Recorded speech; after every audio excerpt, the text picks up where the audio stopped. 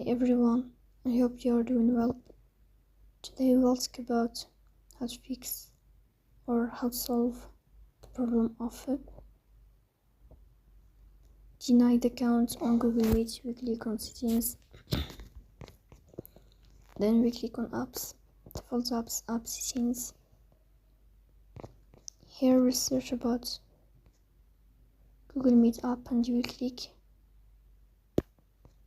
Here we go for stop and you will click OK. Then you will enter to storage.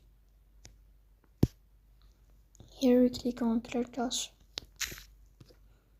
Then you will turn on your airplane mode and you will turn off your airplane mode again to fix that problem.